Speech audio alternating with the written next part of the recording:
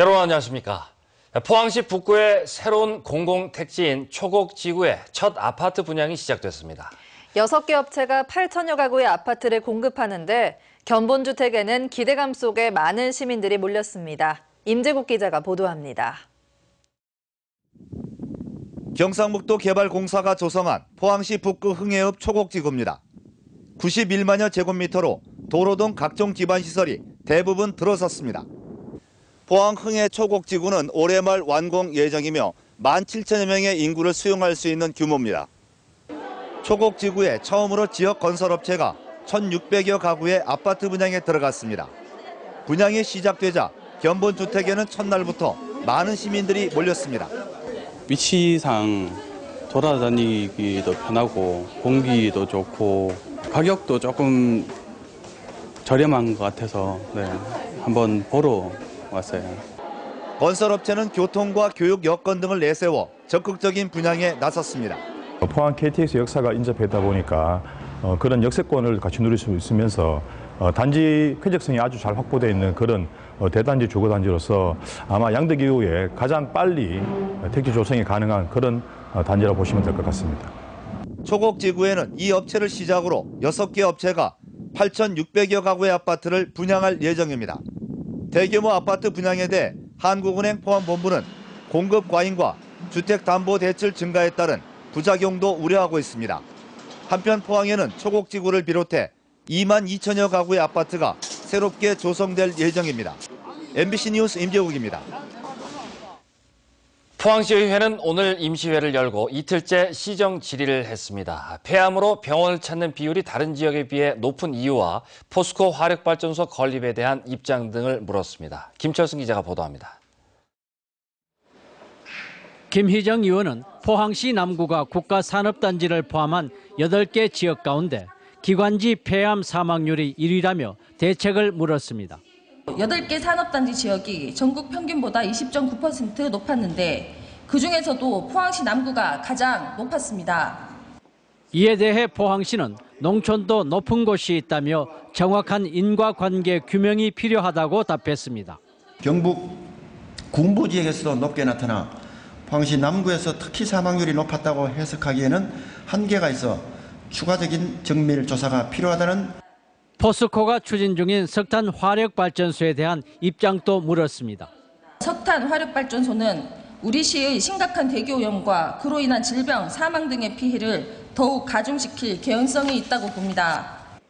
포항시는 일단 지을 수 있도록 하고 그 이후는 법에 따라 검증하겠다고 밝혔습니다.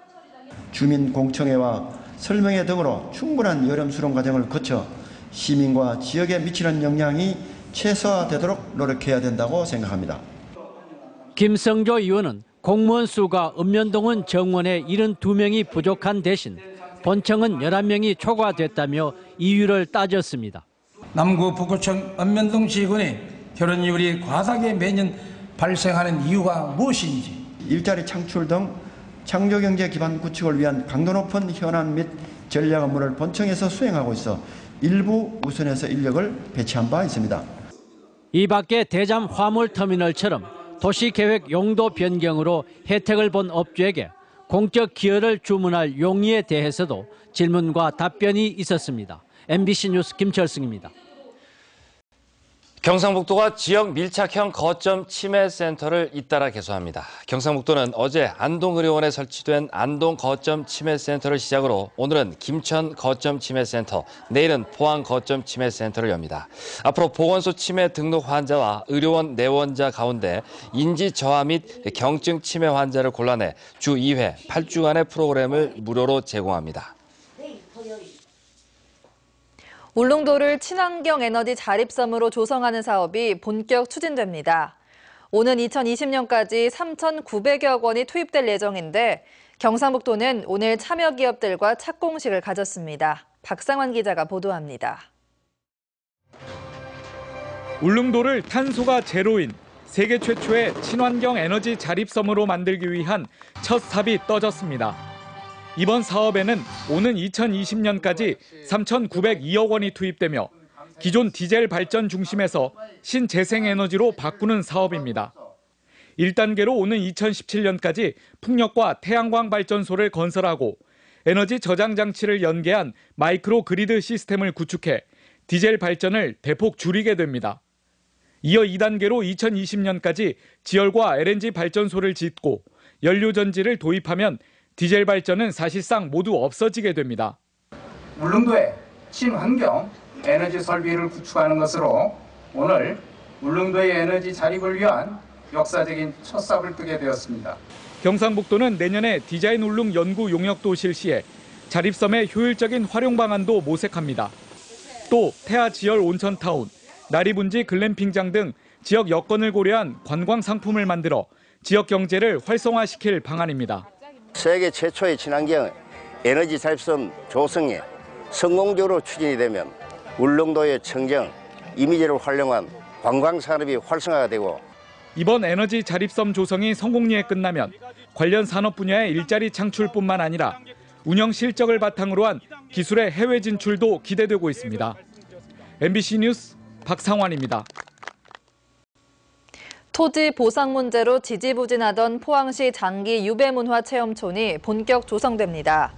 포항시는 그동안 위치 선정과 토지 보상 문제로 답보 상태였던 유배지 체험촌 조성 사업과 관련해 편입 사유지 6천여 제곱미터 가운데 80%를 보상해 내년 초부터 본격적으로 추진할 수 있게 됐다고 밝혔습니다.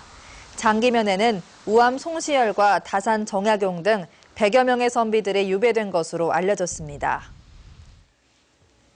농협중앙회와 대도시 농협유통센터가 지역 산지 농협을 통해 상습적으로 농산물 구매 대금을 부풀려온 것으로 확인됐습니다. 군 단위 지역 농협 2군데를 통해서 횡령한 부당 대금만 15억 원이 넘습니다. 검찰의 수사 확대가 불가피해 보입니다. 엄지원 기자가 보도합니다. 모 농협유통센터 법인 계좌, 매입 대금 명목으로 건당 수천만 원씩 봉화 지역 모 농협에 송금됐습니다. 하지만 이 유통센터는 2년에 걸쳐 6억 3천만 원을 다시 되돌려받습니다. 농협 자금을 횡령한 겁니다. 대구지검 안동지청은 15억 원을 횡령한 혐의로 중앙회와 지역 농협 직원 등 13명을 기소했습니다. 횡령에는 농협중앙회와 대도시 유통센터, 산지농협 등이 조직적으로 가담된 가운데 주로 사과 등 농산물 구매 물량을 늘리는 방법으로 이뤄졌습니다. 중앙회와 유통센터가 산지농협에게 부풀린 구매 대금을 보내면 차명 계좌를 통해 다시 받는 수법이었습니다. 횡령한 돈은 고급차나 개인 아파트를 사는 데 유용됐습니다. 산지농협 또한 하청 도매업체에 같은 방식의 횡령을 지시했고 여기서 조성된 비자금 3억 원이 중앙회 등의 로비 자금으로 쓰인 것도 추가로 드러났습니다. 농산물 구매권을 쥐고 있는 중앙회와 유통센터의 갑의 위치, 현 유통 구조가 비리를 양산했다는 지적입니다. 산지농협도 당연히 대형마트에 납품을 하기 위해서는 자기 독자 매장이 있는 그 중앙회나 그 대형 도시농협 그런 데 통할 수밖에 없는 구조죠. 검찰은 농협중앙회와 산지농협 간의 이 같은 비리가 이미 관행화돼 있는 것으로 보고 수사를 확대해 나갈 예정입니다. MBC 뉴스 엄지연입니다. 최근 워크아웃 약정을 체결한 포스코 플랜텍이 재무 안정화와 사업 구조 조정 원가 절감 등 5대 핵심 과제를 추진합니다. 철강 등 핵심 사업에 역량을 집중하기 위해 희망퇴직을 실시하고 불필요한 설비 등을 처분하는 한편 울산 공장도 단계적으로 축소하고 전 직원 마인드 혁신 운동을 펴기로 했습니다. 포스코 플랜텍은 지난달 30일 채권금융기관협의회, 포스코 등과 오는 2019년까지 경영 정상화 계획 이행에 대한 약정을 체결했습니다. 한옥을 지을 때 주요 구조에는 목재를 사용하고 지붕은 한식기와 사용을 원칙으로 해야 합니다.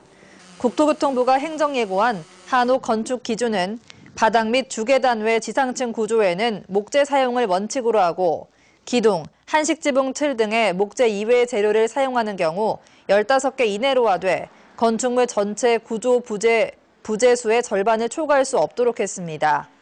지붕은 한식기와 사용을 원칙으로 하고 목재 부식 방지, 일사 조절 등을 위해 처마 깊이는 최소 90cm 이상으로 건축해야 합니다. 경상북도와 경주시, 한수원이 주최하는 2015년 독립문학상과 모걸문학상 수상자가 선정됐습니다. 독립문학상에는 장편소설 토우의 집을 발표한 권여선 소설가가, 모걸문학상에는 시집 응을 펴낸 문정희 시인이 선정됐습니다. 독립모걸문학상은 등단 10년 이상의 시인과 소설가를 대상으로 수상작을 선정했으며 오늘 12월 4일 경주에서 시상식이 열립니다. 강신명 경찰청장은 오늘 장애인을 구하려다 순직한 고 이기태 경위의 빈소가 차려진 경주 동산병원을 찾아 조문하고 유족들을 위로했습니다. 경찰은 이 경위를 경감으로 1계급 특진 추서하고 연결식은 내일 아침 8시 반 경주경찰서장으로 치르기로 했습니다. 이 경위는 어제 철길로 뛰어든 장애인을 구하려다 열차에 치여 숨졌고 함께 있던 김모 경사도 병원에서 치료를 받고 있습니다. 포항 북부경찰서는 심야에 길 가던 여성을 주먹으로 때린 뒤에 금품을 빼앗은 혐의로 29살 오모 씨 등 2명을 검거했습니다. 이들은 지난 19일 밤 10시 반쯤 포항시 두호동의 한 아파트 앞 도로를 걸어가던 26살 정모 씨의 얼굴을 주먹으로 때린 뒤에 휴대전화와 핸드백을 빼앗아 달아났다가 3시간 만에 검거됐습니다. 오늘 경북 동해안 지역은 흐리고 비가 내렸습니다. 내일은 다시 맑은 하늘 보이겠는데요. 일교차가 크게 벌어지겠습니다. 양태빈 기상캐스터입니다. 네, 오늘 경북 동해안 지역은 먹구름이 끼면서 하늘 표정이 좋지 않았습니다. 하지만 내일은 다시 맑은 하늘 보이겠는데요. 구름만 간간히 지나면서 무난한 가을 날씨 보이겠습니다. 다만 일교차가 크게 벌어지겠습니다. 내일 경북 동해안 지역의 아침 최저 기온이 경주는 8도, 포항 12도, 울진과 영덕은 10도로 오늘보다 낮게 출발하겠는데요. 낮에는 기온이 10도 이상 오르면서 22도 선을 보이겠습니다. 오늘은 비가 내리면서 미세먼지 농도가 보통 단계로 내려갔었는데요. 내일은 다시 공기가 조금 탁하겠습니다. 호흡기 관리에 유의하셔야겠습니다. 자세한 지역 날씨 알아보겠습니다. 내일 경북 동해안 지역은 대체로 맑겠습니다. 아침 기온은 8도에서 12도로 시작하겠고 낮 최고 기온은 경주 23도까지 오르겠습니다. 울릉도와 독도는 구름이 다소 지나겠습니다. 오후에는 바람이 불겠는데요. 낮 최고 기온은 울릉도 17도, 독도 18도가 되겠습니다. 동해상 대체로 구름이 많겠습니다. 바람은 약간 강하게 불겠고요. 파도는 최대 2.5m로 일겠습니다. 다시 내일부터 맑은 날씨가 이어지겠고요. 당분간 무난한 날씨가 이어지겠습니다. 날씨였습니다. 경북사회복지공동모금회와 사랑의 연탄 나눔운동 대구 경북본부 연탄 나눔 사업을 함께 전개하기로 하고 오늘 업무 협약을 맺었습니다. 이번 협약에 따라 두 기관은 올해 연말까지 도내 기업과 단체, 도민들로부터 1억 원을 기부받아서 경북 지역 독거노인과 장애인 가구 660가구에 연탄 19만 8천 장을 전달하기로 했습니다. 경주시는 식수원인 덕동호 보호를 위해 이달부터 위험물 운반 차량에 대한 특별 단속을 실시합니다. 단속 대상은 전복이나 추락사고 시 상수원을 오염시킬 수 있는 유류나 유독물 등의 위험물 운반 차량으로 보블로 삼거리에서 장항리 삼거리까지 11.7km가 통행 제한 구간입니다. 경주시는 단속된 차량에 대해서는 수질 및 수생태계 보전에 관한 법률 위반으로 1년 이하 징역이나 1,000만 원 이하의 벌금이 부과된다고 밝혔습니다. 포항시는 오는 7일까지 어린이 기호식품을 조리 판매하는 식품 접기업소 등을 대상으로 영양성분 표시 준수 등을 집중 점검하기로 했습니다. 포항시와 남북구청은 세계반 33명으로 민관 합동 단속반을 편성해 제과 제빵류, 햄버거, 피자 등을 조리 판매하는 식품 접기업소와 산후조리원 급식소, 키즈카페 등 159곳을 점검하기로 했습니다. 포항시는 불량 원재료 사용과 유통기한 경과 제품 진열 판매, 원료 보관실과 조리실의 위생 상태 등을 점검해 경미한 사항은 시정 조치하고 중대 사항은 형사 고발할 방침입니다. 경상북도가 보건복지부가 주관하는 2014년 지역사회 복지계획 시행 결과 평가에서 최우수 기관으로 선정돼 국비 1,500만 원의 인센티브를 받았습니다. 경상북도는 이번 평가에서 저소득, 노인, 장애인 등 복지 분야 전반에 걸쳐 모든 사업들이 계획에 맞춰 충실하게 수행됐고 사업 목표도도 매우 높은 것으로 나타났습니다. 포항시가 오늘 서울 신라호텔에서 개최된 제4회 대한민국 지식대상 시상식에서 행정자치부 장관상을 수상했습니다. 행정자치부와 매일경제신문이 공동 주최한 행사에서 포항시는 민간의 전문적인 지식과 창의성을 행정에 접목하는 민관산학 융합의 지식행정 사례를 발표해 높은 평가를 받았습니다. 제17회 한국지능로봇경진대회가 로봇, 상상으로 도전하고 꿈꾸다를 주제로 내일부터 25일까지 사흘간 만인당에서 열립니다. 올해 대회는 예선을 거쳐 지능로봇 부문 30개 팀과 퍼포먼스 부문 10개 팀이 본선에 진출했으며 산학연 전문가로 구성된 심사위원단의 평가를 통해 20개 팀을 선발해 상금과 상패가 주어집니다. 특히 세계 재난로봇 대회에서 우승한 휴보로봇 전시와 함께 우승의 주역인 카이스트 오준호 교수의 초청 강연이 있으며 팽이로봇과 에어건 등의 배틀 경기와 7개의 기업들이 개발한 로봇들이 선보일 예정입니다. 한국공정거래조정원은 지난해 대구 경북에서 150여 건의 공정거래 위반 분쟁을 조정해 조정 성립률이 91%로 나타났다고 밝혔습니다.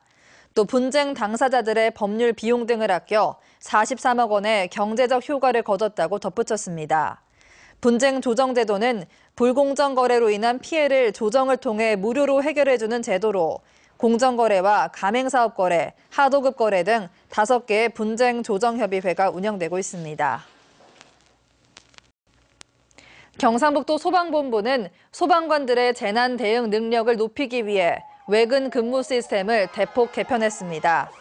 경북소방본부는 화재 진화와 구조대 등 도내 최일선 소방대원 2,500명을 대상으로 특수장비 조작과 소방 전수훈련 등을 포함시켰습니다. 이상으로 포항 MBC 뉴스데스크를 마치겠습니다. 여러분 고맙습니다.